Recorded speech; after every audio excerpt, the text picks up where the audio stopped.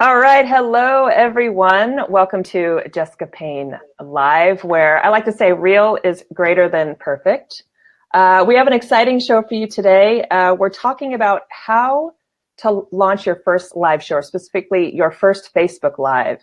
And I couldn't be happier about my guest today because he's kind of the maestro. He actually encouraged me to embrace the platform I use, which you've heard me mention before, Be Live. But he's also got a huge amount of experience, not to mention he's just nice and a humble man and is so generous with his time, and he's got a ton of experience. So before I bring him on, a reminder that I will be sharing some exciting news today. So for those of you watching either here on Facebook or over here on YouTube, if you leave some comments and stuff, I'm going to have some fun bundles and goodies that you're going to get later. But without further ado, let me bring on my amazing guest, Stephen Healey. Welcome to the show.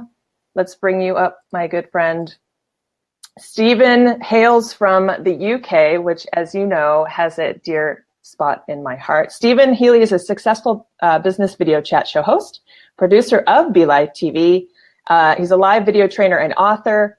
His mission is to help you use live video effectively, which is why we're talking about it today, to help promote your business and cause. He's also a host of one of my favorite shows and communities here on Facebook called Be Live in 5, which we're going to hear about, which I'm going to encourage you to join if that's one thing you do today. So without further ado, welcome to the show, Stephen. Thank you, Jessica, and thank you for the warm introduction. I don't know what to say now. Live video is where it's at. This is the way to make an impact on an audience, whether you're doing it for pleasure or for business. Yeah. And you're here to help translate this big, scary question a lot of people have right now, because I feel like the floodgates have finally opened. People are coming to me asking, when like people who might not even have a lot of experience on social media, when those people are coming to me asking how I go live, I know that live video is starting to make its way, and the importance of actually embracing live is now starting to really permeate. So having you here on today's show to help translate that big question of how I go live, I think is going to create not only tremendous value for me, but for people who might be watching, who might have watched the show or watched your show, who might be on the fence. So, but first things first, what inspired you to jump in and early into live video streaming? Because you've actually been doing it for a while. I started back in 2015. Back then, there was a program that came out which was called Blab, B-L-A-B, and about 300 or 400 people who are still connected today all met on that platform. And that changed it for everybody, because that was a platform where you had 4 people on screen, all being able to talk together and have an engaged audience. And that's where the journey began. Yeah. And quite a journey since then. But we've kept in touch with everybody, and we're going into the shows and we have fun, and broadcasting live is the best networking you can get. If I think about it, I go to local networking meetings and I meet, say, 10, 20 people. Mm-hmm. Live, I can meet hundreds, and I can make a connection afterwards, because we're doing the live show now, but this is the beginning of the journey. This is not the end. After the show, generally what happens is we go back and we look at people who have commented and liked and acknowledge that. And it's building a network one step at a time. That's a smart way to look at it. And for me, I immediately think, oh, that's beautiful rationale. Again, if you're on the fence, if one business person to another, we all like to know what is a better way to network. So here's sage words from Stephen saying, not just our offline networking, but the fact that actually using this platform can help, whether it's bring in leads or grow your following or just start relationships. I'm finding just start conversations. It seems to serve us well. Speaking of which, I want to say hi to our viewers. We have a few on. Looks like Rob Wheat, such a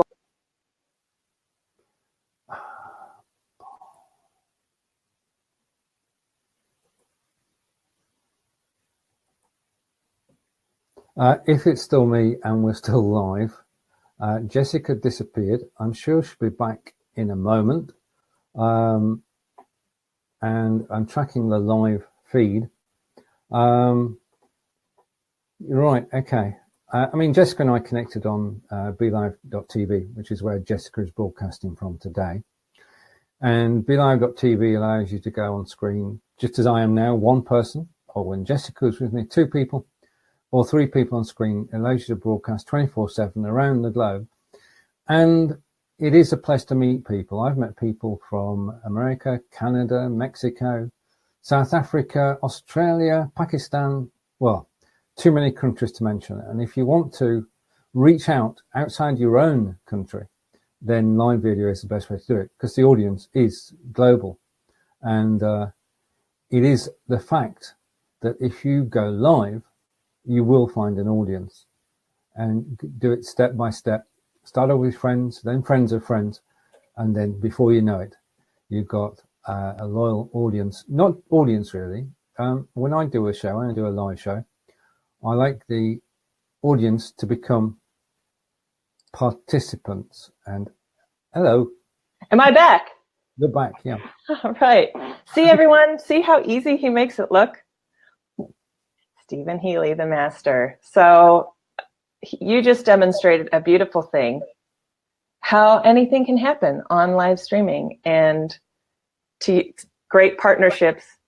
And the fact that you just kind of took that up and ran with it was beautiful. So thank you for letting the audience know that I had dropped away, as I had. But it sounds like you can hear me well. Let me know if you can't hear me or if I drop away again, and we'll keep this moving. But it sounds like you can hear me okay now, right, Stephen?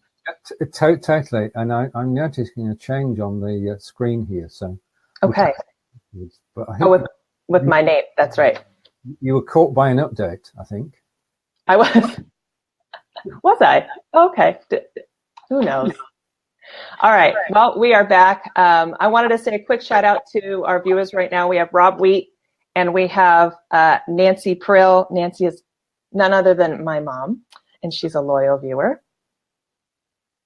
Getting the wave, which is fantastic. It's been beautiful to actually, my mom uses social media quite a bit, and it's a beautiful thing to have. In fact, when I lived abroad in the UK for 2 years, Skype and Facebook were tremendous value to us because we had that huge time difference and it allowed us to connect. So I'd never really embraced social media that way, but it kind of, I fell back in love with it as a platform, and being able to connect for that simple reason of being able to connect with family back home. So shout out to our viewers. I mean, it's great for that, for keeping in touch with family, because you can do it, and it's essentially it's free. Right.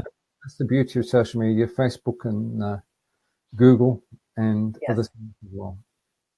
So thanks for sharing a little bit about you embracing live video. I think right now, what advice would you give to someone thinking of starting a live show right now, off the cuff?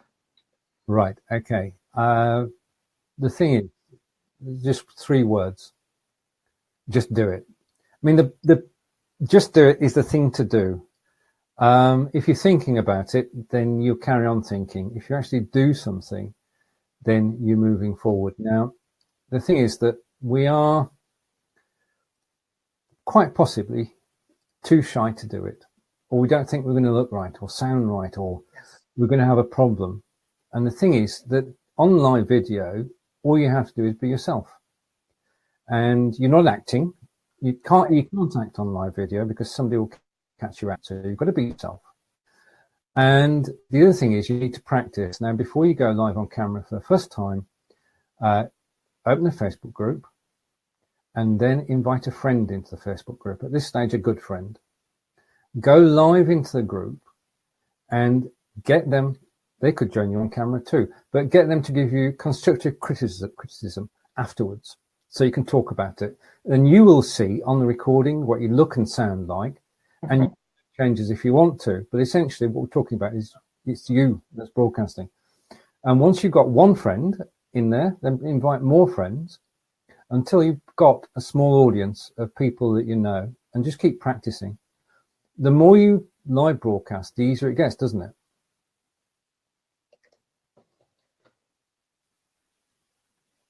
And it does. Yeah, no, I'm here. I was sort of taking notes as you were saying that. The more you do, the easier it gets. I mean, and I think if anyone can speak to that, you can. I get nervous before every show. I mean, I think part of that is realization, like today, like there will be technical glitches. But what you've taught me and what I've learned from watching other hosts is just like, if you can roll with it, that is almost the best.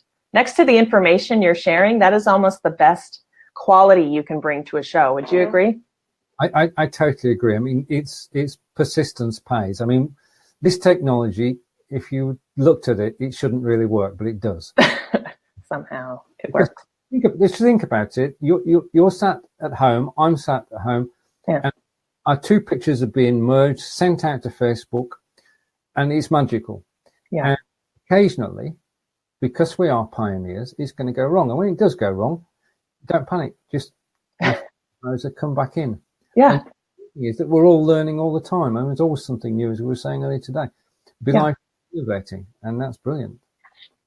Yeah, and as long as it's the whole duck feet underwater. It's like, you know that you're kicking your duck feet, but on top of the surface of the water, you're cruising, right? So sometimes they don't know what's happening behind the scenes, like, okay, I've gone down, or, oh, my guest has disappeared. Or last week I saw there was a guest who came on and he looked like the Incredible Hulk. He was like all green. So yeah, I mean, he did that on purpose, but it was, that was on purpose. An image we could have, well, anyway, we all have different ways of appearing on camera. Yeah. But I think that you're right. I mean, before any show, you're going to have nerves.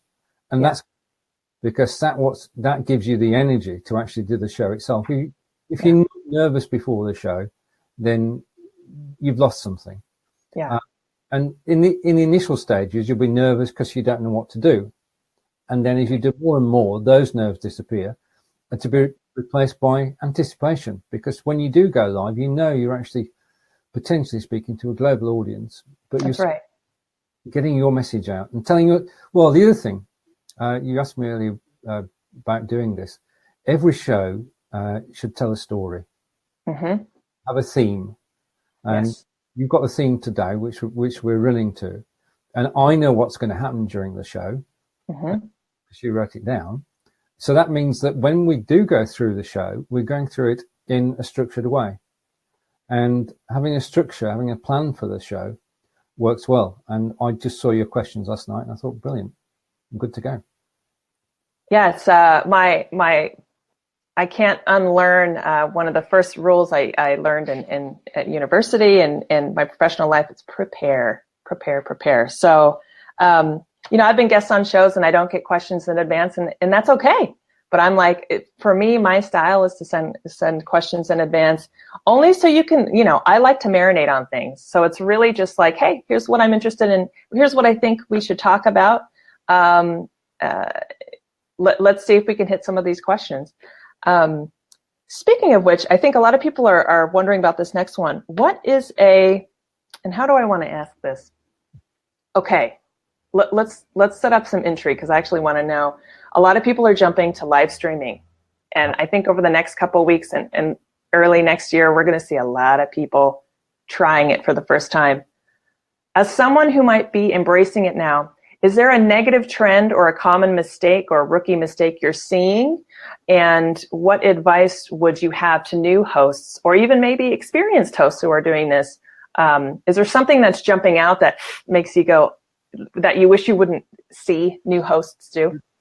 There are two things. I've just done one of them.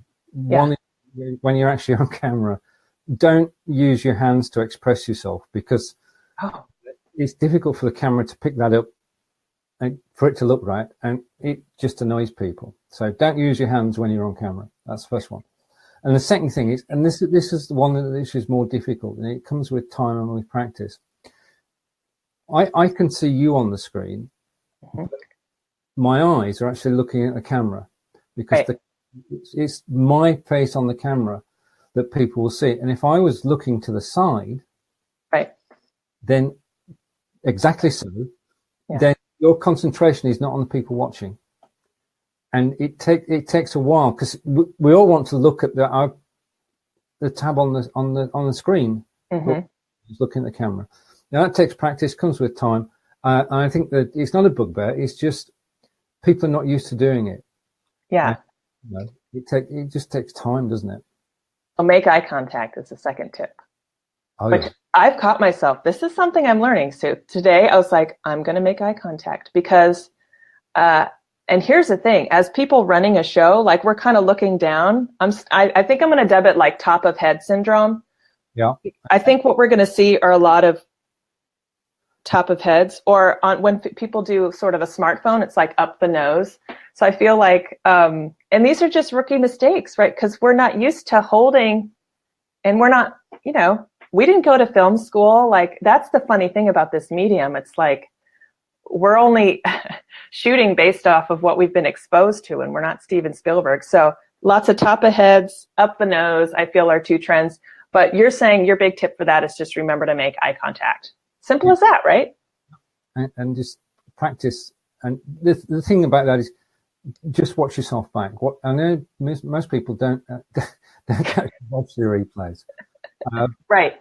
And I always get told off for watching some of my replays because, well, only for the reason that I'm watching myself on screen.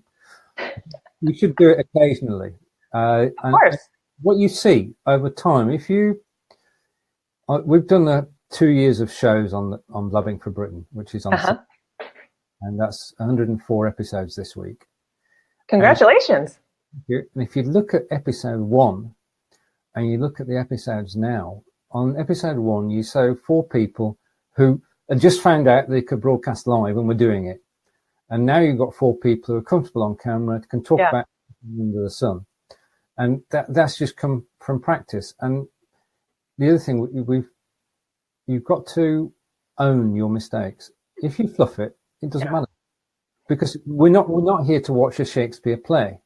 No. Word perfect. Thank God, because that's not what you're getting. I'm a huge fan, but that's great advice. Yeah. I mean, there will be mistakes, and being able to adapt and overcome sounds like is another good tip.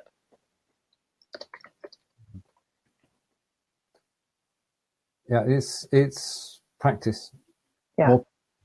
And the thing about that is, if we're going back for a moment, as I am today, I mean, this is an unusual experience for me because I'm usually in the production center.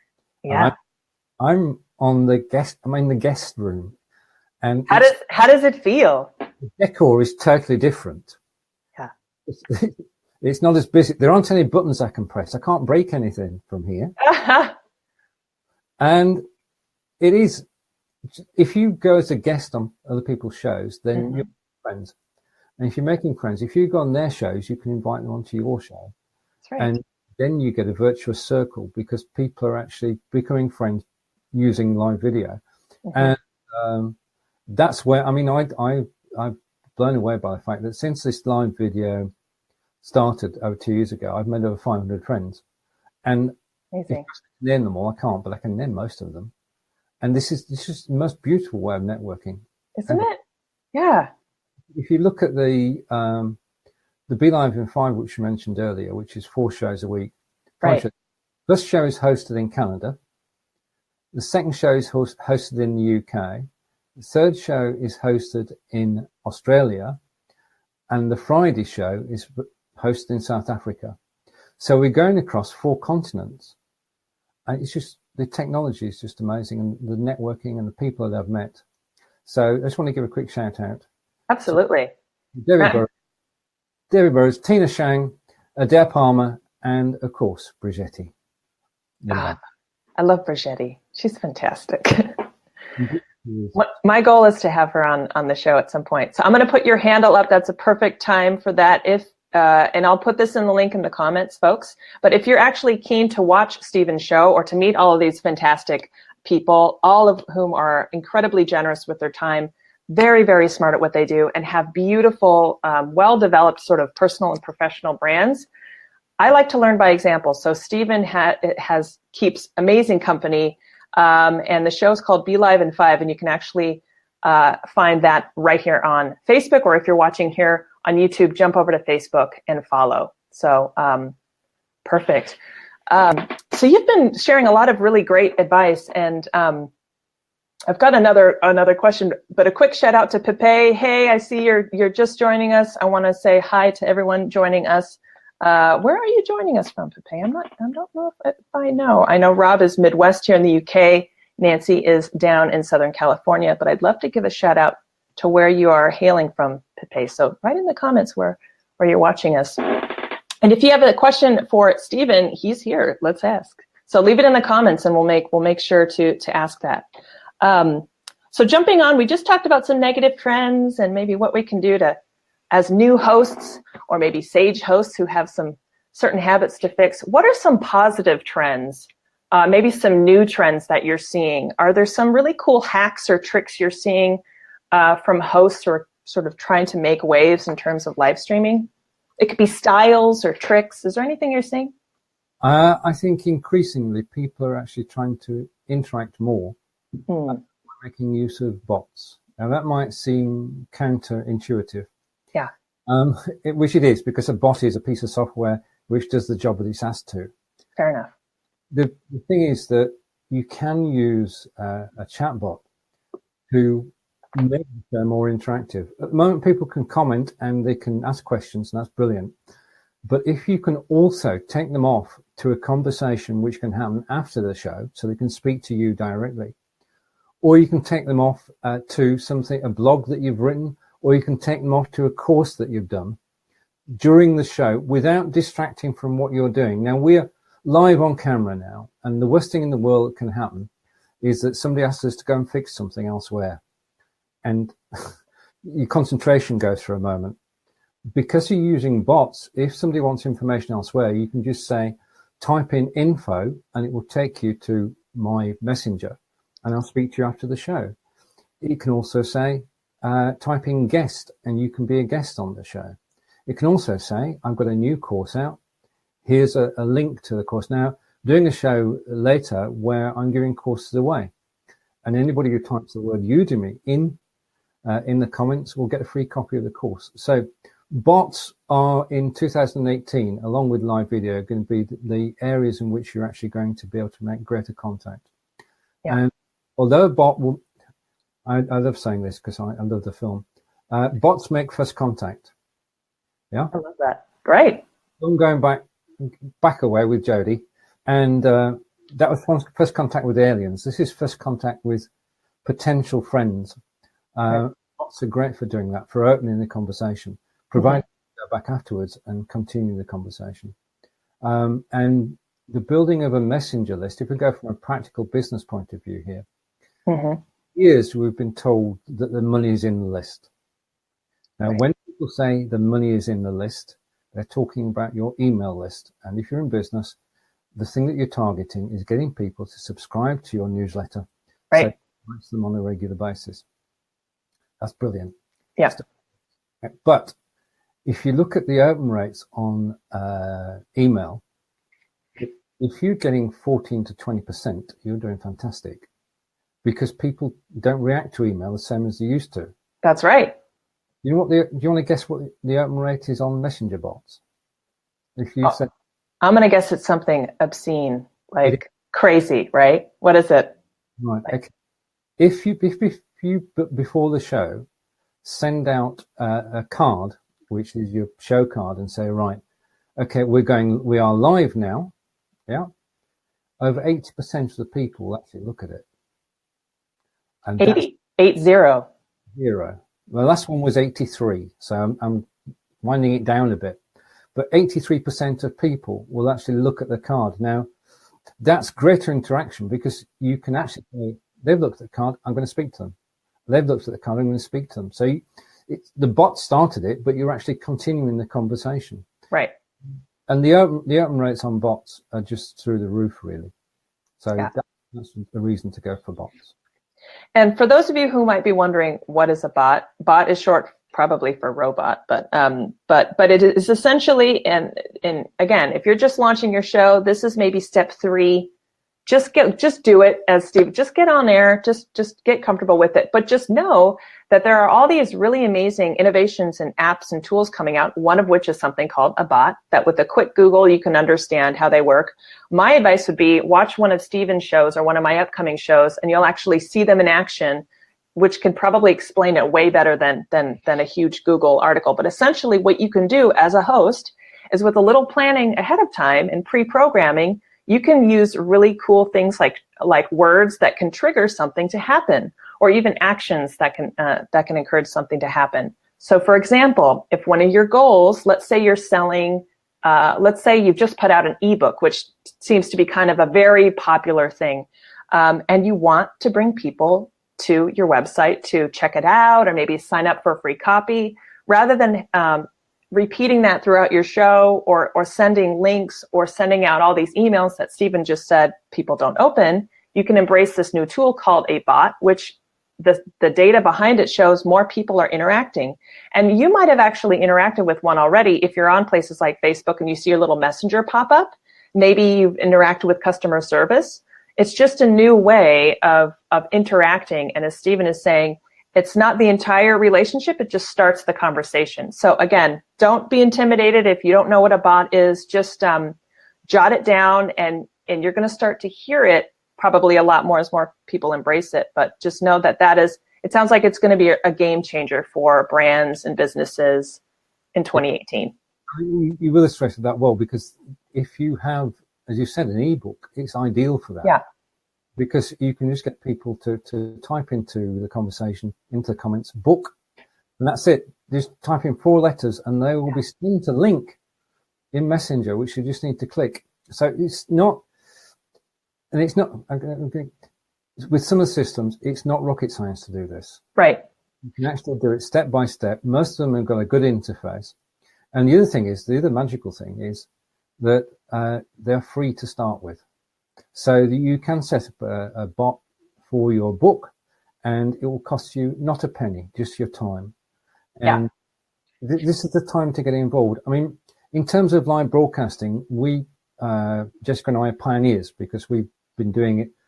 Right, this is the beginning of things. This is where it's getting started, where systems are stable. You can 99.9% of the time have a show without any problems. So now is the time when everybody can get involved. And with bots, it's also the same. I mean, it's been going, I know Molly Mahoney's been involved for quite a while now. Oh, she's fantastic. Amazing. And she's featured in an article, and all of her bots reach an audience of 1 million people. It's incredible. Incredible. Yeah. Yeah. So Molly Mahoney, she's a good person to Google, or if you're on Facebook, just search for her name. Again, if I learn through examples. So if you want to see someone who is just a master at really driving engagement during the live stream, look at me using my hands. I will minimize that movement. During the live stream, Molly Mahoney, which is like one of my favorite names ever. It's such a beautiful name anyway, but what better name for a host is Molly Mahoney. She's wonderful. She's kind. She's nice. And she hosts an amazing show. Full of energy. One day I hope to have as much energy as she does on camera, but it's part of her brand. It's amazing. And she drives so much. I've done it. She'll say, type something in the comments, or here's a link, and it's incredible. Really is. She is incredible. I can give you one instance of that. I mean, she sends out most beautifully crafted bots. Mm-hmm. Shout out to RJ Redden as well, who also is in the same genre. But you cannot do a broadcast into a group and have a bot. Yeah. Right. Facebook don't allow you. So Molly posted in her Facebook group that there was a blog which she'd like people to take a look at. And if they typed in look, then they would get the link. But this is the secret to her success. 140 people replied with look. Now, if it had been a bot, they would have got 140 messages. Right. You can't use a bot in a group. That's good to point out. 140 people got a personal message from Molly. Mm-hmm. Yeah. So she's within the group, rather than being automated, she's actually being personal. Yeah. Which is a bit of magic. The magic of Molly. Well, the magic of Molly. I feel like that should be her next. Her ears must be burning because we're talking about her so much. That's really smart, and that's good to point out. So something you may be discovering as you launch your show is, I have a business page. You may run a group. You may have a combination between, let's say you have your personal profile is your network, plus you might be launching a new thing. Pay attention to what kind of, or let's say you're not even on Facebook, you're watching us, you're over on YouTube. It goes without saying, keep up to date on what the limitations are with your channel, because, depending on the tools you're using, just like anything, you might be limited depending, YouTube might allow you to do certain things, whereas Facebook won't. But even within Facebook, the rules are different. There's a ton of bells and whistles you can use with an official Facebook page versus a group. And that's because Facebook wants to create, they allow us to set up groups versus pages to cater to a certain type of community that we're trying to create. And that's why there's certain rules on groups that are sort of anti-spam, or they might make it a little bit harder to alert everyone versus a business page, which is more aligned to kind of sales. So it's a good reminder, because quite often we'll embrace a new platform, myself included, and realize, oh shoot, this doesn't exactly work on a page, for example. Indeed, but it's trial and error, isn't it? It is. We come back to what we said earlier, which is if you're going to do something, don't think about it, just do it. The only thing you can do is get it wrong, and if you do get it wrong, you just do it again. Right. What's the biggest challenge you're hearing from people who have either started a show or thinking about a show? Right. The biggest challenge that anybody has just starting a show is getting an audience. Yes. A consistent audience. And the word consistent is important, because if you're going to do a show, you're going to build an audience, and you need to be on at the same time each week, so people know that you're going to be there. Yes. Going back to that, don't tie yourself up and say, I'm going to be on every day at 5:00, because that won't work. Because some days you won't be there. If you say 1 or 2 shows a week, I would say, to start with, and if you're going to do a show, do it at the same time. Now, it comes down to attracting an audience. Now, you will be able to attract friends, but we've got to remember that not everybody's totally interested in live video yet. That's something Jessica and I are working on. But if you reach out to the friends first, and start off by doing personal invites, just send them a message on Messenger saying, I'm going to go live in an hour's time at 5:00. I'm going live tomorrow at 5. So get in contact with your friends and ask them to come along. And if they don't come along live, they'll at least be watching the replay. Mm-hmm. The other thing you can do is to actually gain the audience is some form of marketing. Now, you marketed on Twitter yesterday. That's right. Cross-marketing on Twitter, Instagram, and Facebook. And it works. And sometimes we forget to promote our own shows in advance, right? Or after the fact. Well, that's true. I mean, it's none of what we're talking about today is rocket science, and it's simply things that people forget. And what you could do is to have a checklist. So the show, right? I've got a checklist. I'll run you through it, and then you can sort of we can compare notes. One is to create the show and schedule it. That's the first thing I do. Mm-hmm. I go over to my bot and I connect 2 bots to it. Now, I've decided that 2 is the maximum. Right. If you start having 4 different words, then people, it just gets confusing. You've got to connect. Yes.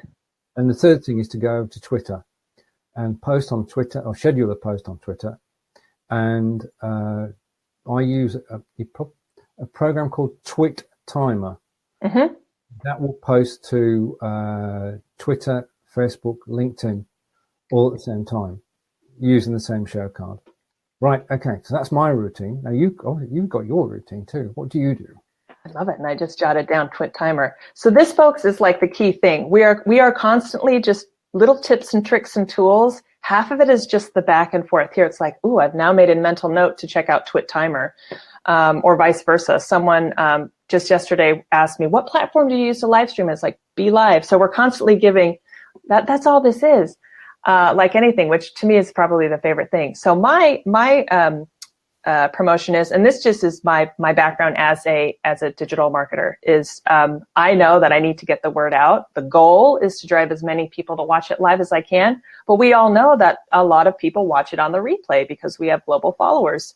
So I know that I'm going to need to promote it in advance across my channels. So I'm doing smart things like tagging, giving a little synopsis. I try to let people know like why I'm having Stephen on the show, the topic of the show. And I'm on Instagram. We're all on different channels, but I'm on Twitter, I'm on Instagram, and I'm on Facebook primarily. I'm on other channels, but those are the ones I use for business. So I promoted it on my Twitter handle, I promoted it on my Instagram, and I promoted it here on Facebook. And if you take a look, each of those posts and tweets look slightly different, but they're all communicating the same thing. So I know, and this was a beautiful tip given to me by Karen Glasser, who was a past guest on my show, who I know you know, the Little White Lie Digital Network. We're always asking, it's like, when should we promote a show? I don't promote it too far in advance because we're all busy and we have selective memory. So I go about a day before, typically within about 24 hours. I go about about a day before across the channels to let people know they're either going to be able to make it or not. And I link to the invite that I send. So you know exactly where to go. You can click right through. And that's another thing, a call to action. A lot of people forget two things. You need to be clear about what you want people to do. And you need to link. A lot of people remember one, but not both, or they forget. So be clear on what it is you want people to do. So I tell people about the show. I tell them when to tune in live. We can even call it tune in anymore. And then I link to the show on my tweet and on my posts. And then we do the show. And then if you've paid attention, you'll know after today's show, I will promote it one more time. I actually love jumping over to Instagram after this because look, people on Instagram might not ever feel like they want to come to Facebook, but they are on YouTube. So I'll say, hey, just had a great interview with Stephen. Quick recap, boom. And then I promote on Facebook. And then I love what happens next because you have the live gathering. But then, as you said, Stephen, something really cool happens. Even a week after a show airs, I'll get a comment or an email or a tweet.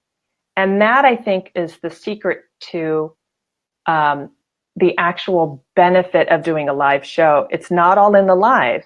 So what happens is I start conversations, and those conversations have turned into new clients. They've turned into future guests. And then, of course, other things like traffic and followers. So I look at it in three waves: pre-promotion, the show, the live promotion, and then afterwards. And I try to structure it so it doesn't take a tremendous amount of time. Maybe 30 minutes pre, we do the live, and then 30 minutes post. So that's kind of my checklist. Brilliant. And the thing is, you mentioned there that YouTube, I mean, this is live video is the best way to create content. Yeah. If you write a blog, you sit there scratching your head for an hour before you've actually got what you want to write about. Oh, and then yes. You refine it. With live video, providing as Jessica's done today, it's all planned, then you know what the show is going to be about, and you're going to go through it logically, step by step. So at the end of it, you've got a recording. Now that recording exists in its own right. Jessica explained, it's on Facebook. It stays on Facebook. People can watch the repeats. But in addition to that, you can take that live video and you can then upload it to YouTube, which is a different audience from on Facebook. Facebook has 2.3 billion users, but YouTube has 1 billion. So, but there is a subtle difference. Well, it's not subtle, it's a real difference. If people come to Facebook, it's to meet friends. Right. If they go to YouTube, it's to watch video. So if you put your video up there, that's what people are expecting to see. Right. Know the difference is what you're saying, Stephen. Know your audience is what I learned my first day of my freshman year at Boston University years ago for my communications degree. But it's universal. And that's such an important point, because what I'm seeing is people are promoting it the same way across the board. And I would think that doesn't help if you don't just have that quick second to remember YouTube and just think about why we all use YouTube, because you use it too. It's not rocket science, like you say. I go onto YouTube and I fall down the rabbit hole of videos. This whole suggested next video, I'm the perfect audience for it. Versus Facebook, I'm actually looking to connect with conversations. So bringing it back to a tip for you, if you're launching a live show on Facebook, it's going to be a little different than launching your live show on YouTube. Let's talk about YouTube, because I know that you've embraced that platform. We've just launched on YouTube, my show. We've had a lot of success here on Facebook. What are you seeing in terms of the trends on Facebook? Because I think it can be really, really intimidating for people. Look, we see a lot of millennials who are brave, successful. It's like millennials know how to use YouTube. For the rest of us trying to crack the code of getting a following on YouTube, do you have any secrets or sage advice beyond, okay, we've started our show? Is there anything we can keep in mind in terms of making sure we're effective on YouTube? Well, I bowed to a gentleman called Brian G. Johnson on this, my guru on and he's the go-to guy. I mean, his book, The YouTube Ritual, explains everything far better than I could. But essentially, what you've got to recognize is, as just said, you've actually got to recognize it's a different audience. And what you can't do is to ask people on Facebook to watch you on YouTube, because they're on Facebook for a reason. They don't want to be on YouTube. So you have to build a new audience from scratch. And you do it the same way as you did when you were building an audience on Facebook. You actually reach out to friends and to friends of friends, and you market it in the way, as best you can. And you've got to treat it as being totally separate. The people you'll see connecting on there are people you've not connected to before. Right. You've got to respect that and start networking all over again. So it's a new world. Yeah. I'm the same. Yeah, it's interesting and incredibly intimidating. So Brian G. Johnson, I'll pull up his background in a minute. He's great.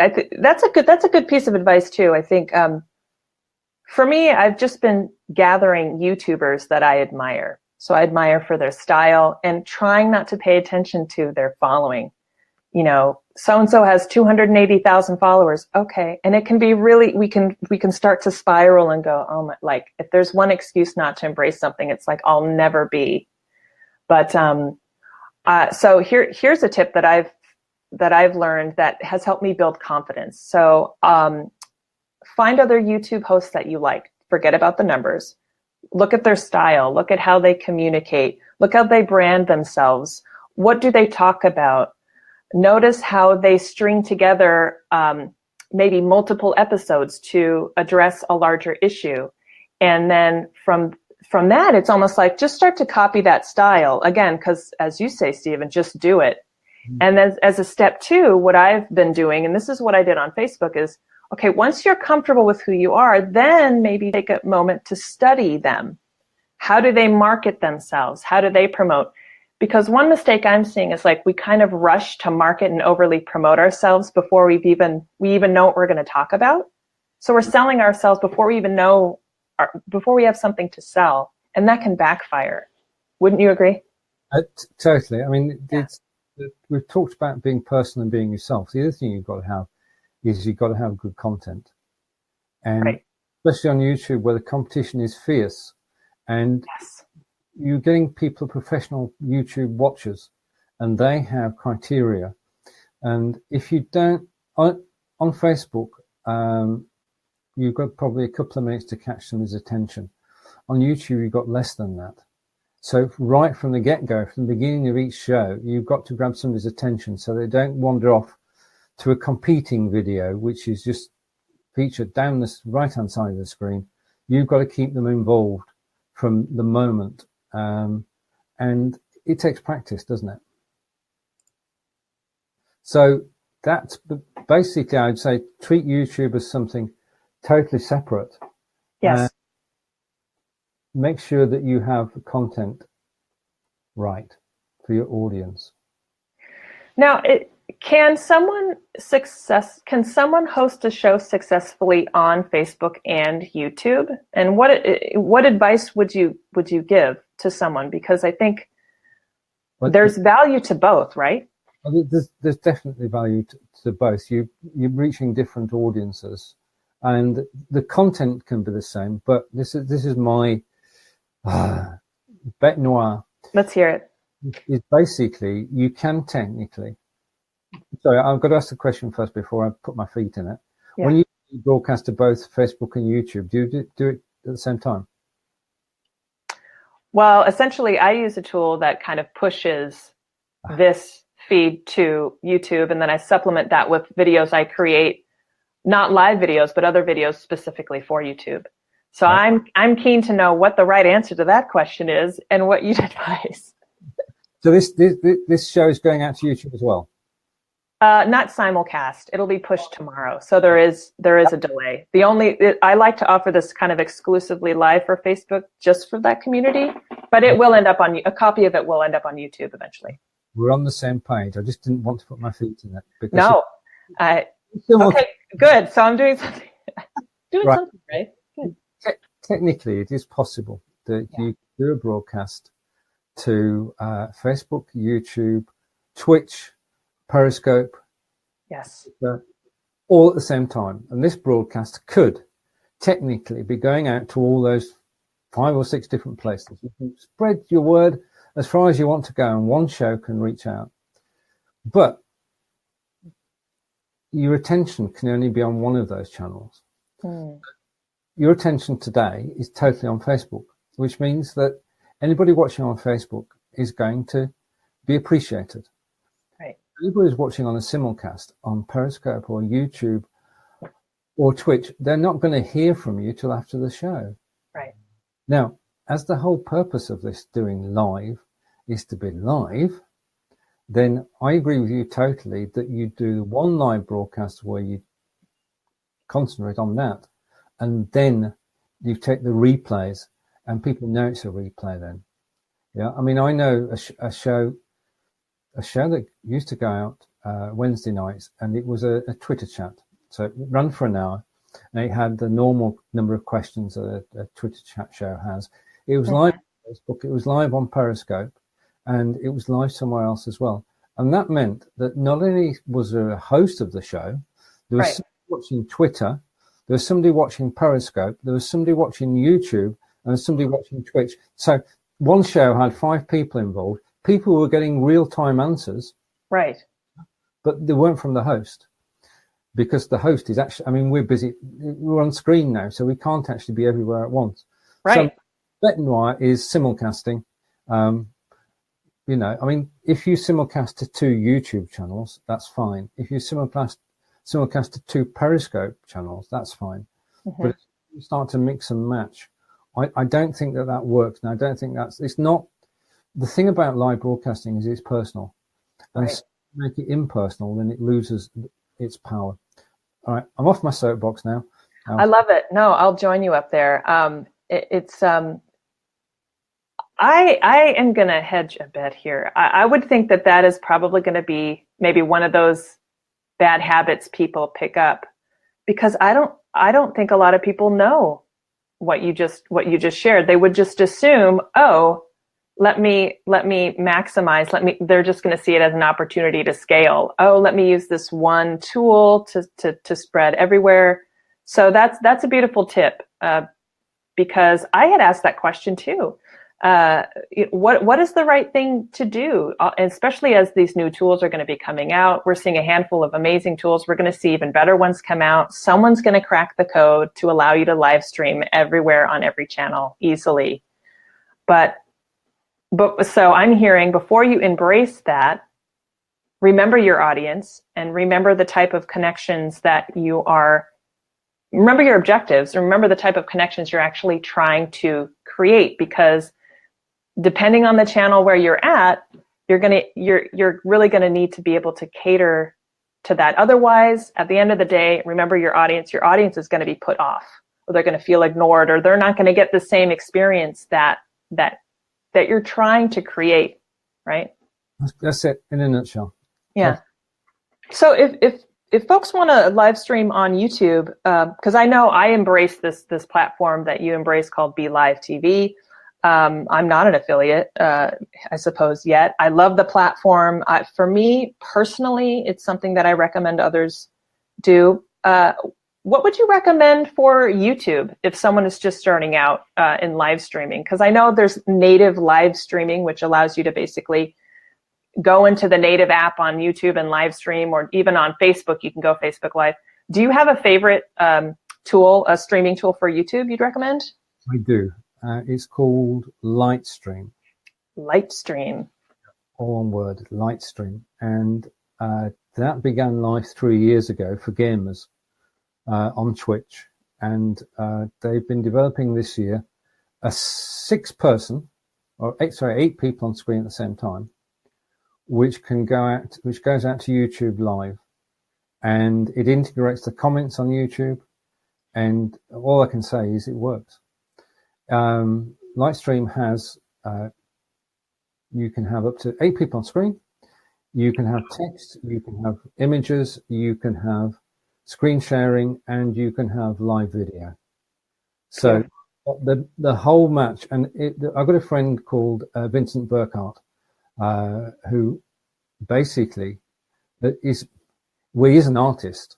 He also helps young artists with their music, but he creates scenes, stages, which actually tell a story throughout the show. So, for example, I did a show with him, and we went through the various aspects that I'm interested in. It was all illustrated by images.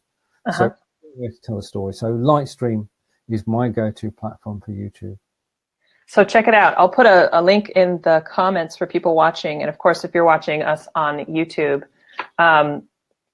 not to get so meta, but you can search YouTube for Lightstream on YouTube and explore their channel, where you can get, I'm sure, a quick how-to tutorial. But that's another example of tip sharing.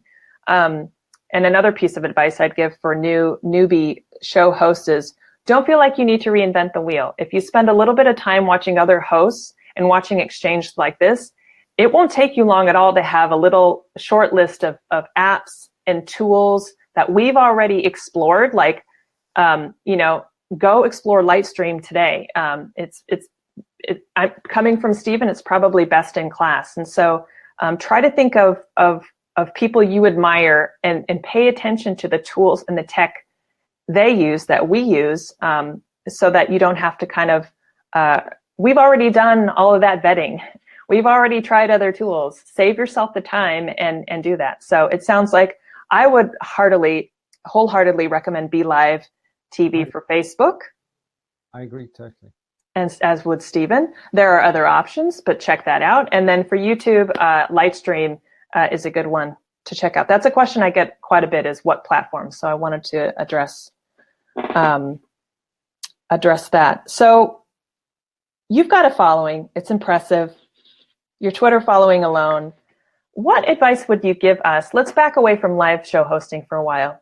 What advice would you give to folks who are trying to crack that nut of growing a following, a steady following? What advice would you give us?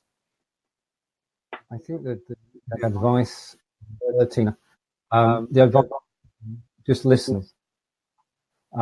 Because by listening to people, you can actually discover what they're about, and start a conversation with people, listen to what they have to say, show an interest in what they have to say, and live video gives you the chance to do that on more than a one-to-one basis. To build up a following takes time. You don't just, this time is the only thing. I mean, if you've got the intention, then the means are there to do it. And if you consistent, and you've got a phrase, you've got to be authentic. Right. Authentic and consistent, then not only will you be reaching out to people, but they will be reaching out to you. Yeah. Beautiful. So it's like anything, right? Sometimes it just takes time. Consistency has been kind of an overarching theme this whole episode. But Stephen, the master, follow his social media and just follow his style. You're going to see that he's a fantastic listener. I think one of our first conversations, I had a very technical question, and you heard me and you helped me fix it. And to be a good listener over time, and that is really going to be how you crack that nut of growing a following.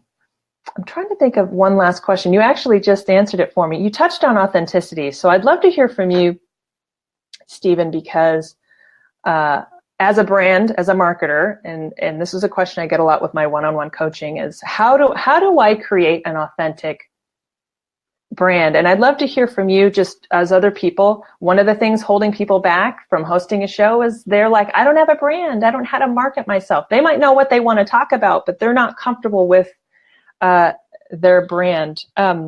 Is real greater than perfect is my question to you.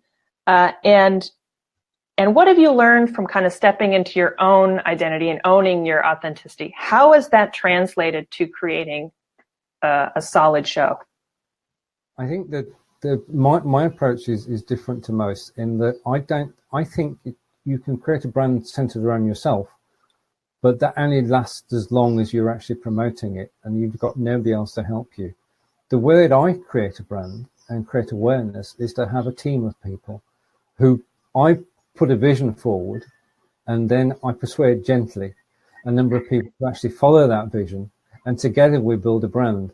So right. Mine is a sort of group effort where everybody pitches in, everybody's ideas are equal, but out of that comes a brand.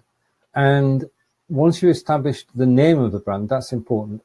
Be Live in 5 came out about by accident because it's a play, of course, on Be Live TV. Mm-hmm.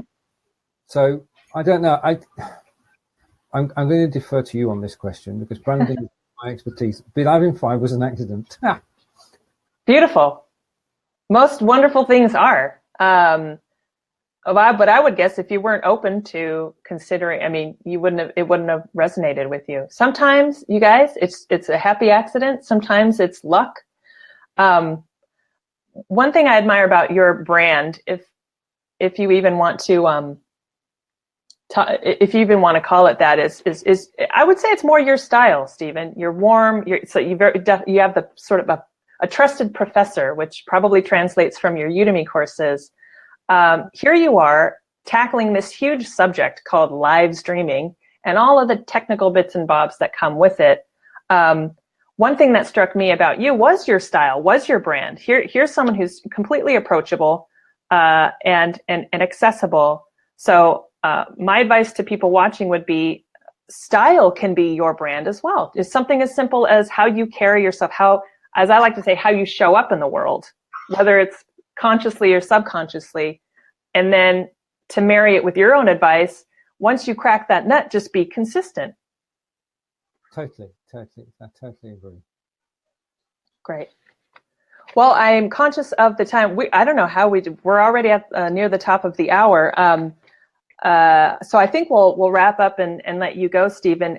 First and foremost, I'll put the handle up again, but is there anything coming up for you? And in terms of where folks can pay attention, I'll put up Be Live in 5 on there. But what's coming up for you? What should we pay attention to?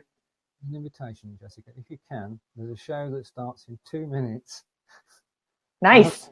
On Facebook, you can join us. If everybody can check out Be Live in 5, that would be wonderful. And Jessica, I've had a blast. Thank you for inviting me. Thank you so much, Stephen. You guys, I'll link to the show. Check him out. Stephen, I'll let you go. Happy trails in the UK. Have a great show. And thank you to everybody watching. Take care. And from Wiltshire in the UK, is Stephen saying thank you.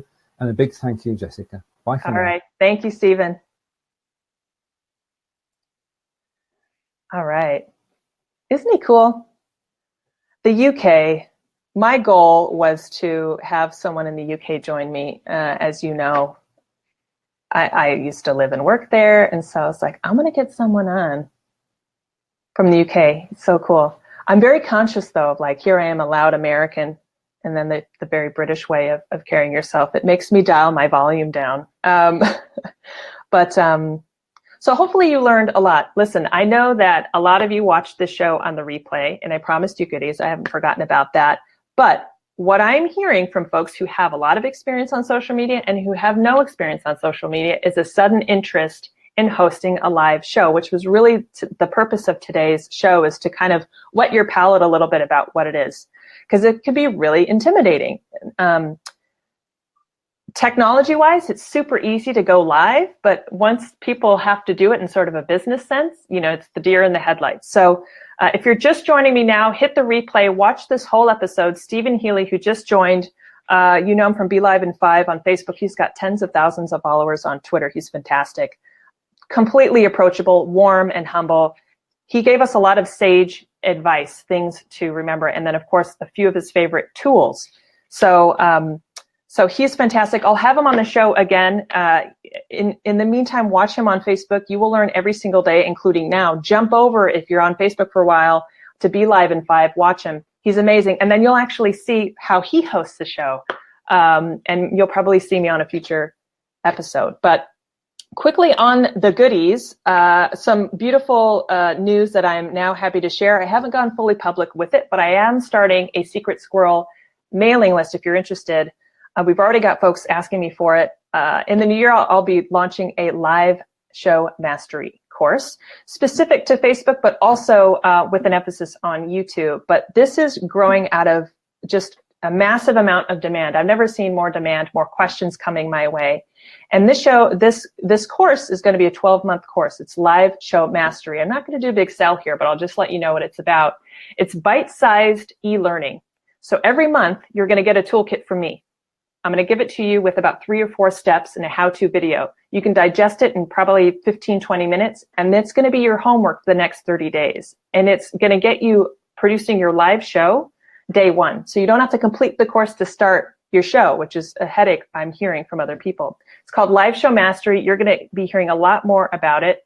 If you're interested, you can either DM me or email me. And or you can comment right now in the show, just put live show. Just comment live show, or you can message me on my Facebook live show, but let me know because I will put you on my mailing list and send you some free goodies so that they're actually tips that you can learn now to go live.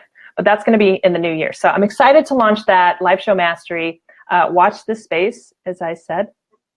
And thank you all for watching. So if you're watching me here live on Facebook, thank you for joining me. If you're watching me on the replay, thank you. And you can still comment and DM if you're watching me on the replay. And like Stephen said, if you're over on YouTube watching me, you're watching me about a day later. If you ever want to engage with me live on Facebook, just jump over to Facebook and find me. My handle is Jessica Payne Official. I will link to it in the comments, of course. That's where you can actually catch me live. And I go live every week at 8 a.m. On Facebook. And of course, we will be going live eventually on YouTube. But that does it for me. Today's episode was how to launch your live show, how to go live successfully on Facebook. If you have questions, let me know. Other than that, thank you for watching Jessica Payne Live. As I like to say, real is greater than perfect because perfection doesn't exist, right? Have a beautiful week, and I will see you on the next episode. Thank you, Nancy, Mom. Thank you, Rob. Thank you, Pay. Thank you so much for watching, you guys. And thank you, everyone, for watching on the replay. Have a good week.